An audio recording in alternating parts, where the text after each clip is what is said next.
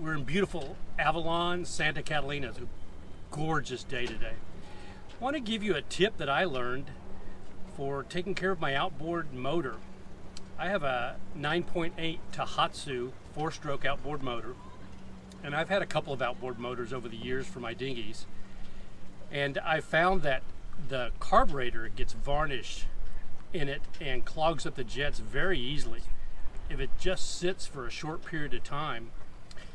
And then you've got repair of the carburetor. You take it somewhere, you're talking about hundreds of dollars. And it's a very easy fix, actually.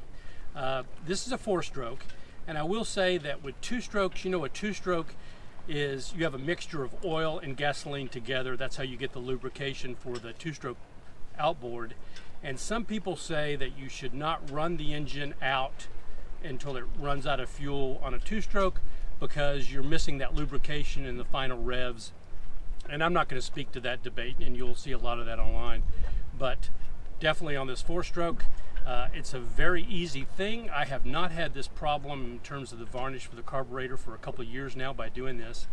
And if the motor's not going to run for over a week, I will run all the fuel out of the carburetor, and then I will drain the carburetor of the last remaining gas by removing the carburetor screw.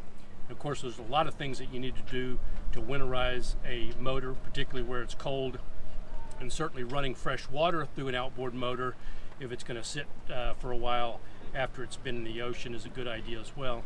But you know, I'm not dealing with all that today.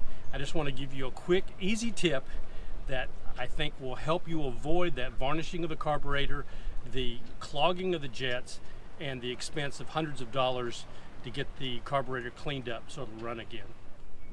All right, first we're going to run the motor, and I'm going to detach the fuel line. And this is a 4-stroke, so it will run for a couple of minutes with just the fuel that's in it right now. But we'll go ahead and detach that and start it up.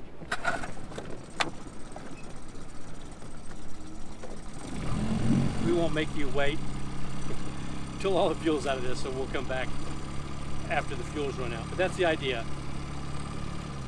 I turn it up above idle a little bit so it'll run out a little faster. All right.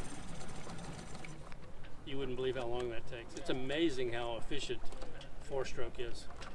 All right, so that's the first part. Disconnect the source of your gasoline and then run it all out. And then after that, you just want to take the motor cover off.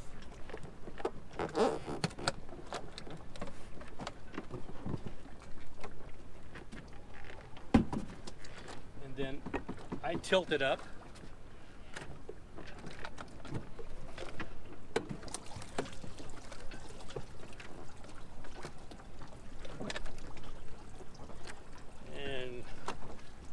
Trusty camera woman, if I could borrow that for a second. So for this Tohatsu, the screw is right here. That's the one I'm going to take out and drain out. Maybe it might be a tablespoon. Okay, so I'm just going to take that screw off.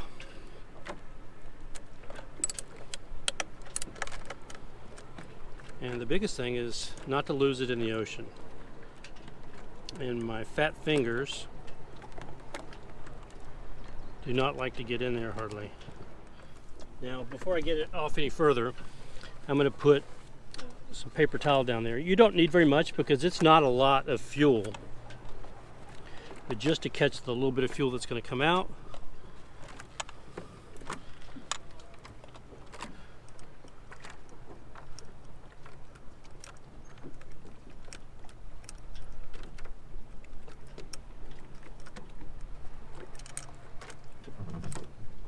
We've got the screw off, and now I'm going to tilt the motor the other way. You might want to back up just a little bit. And I don't know if you'll be able to see the amount that comes out. It's not going to be a lot.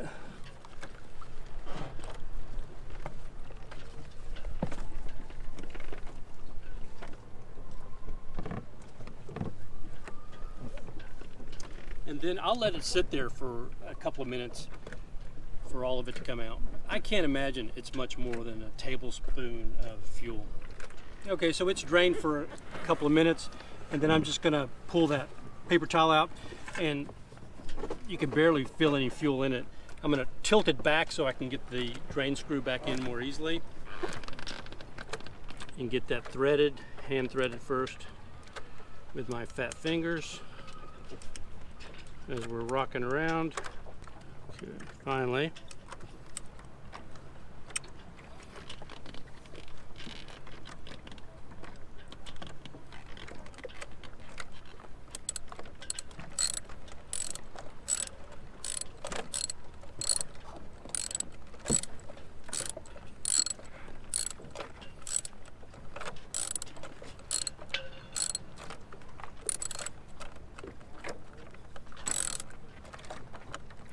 And you don't want to over tighten this, you don't want to strip it. So, and then we'll put the cover back on.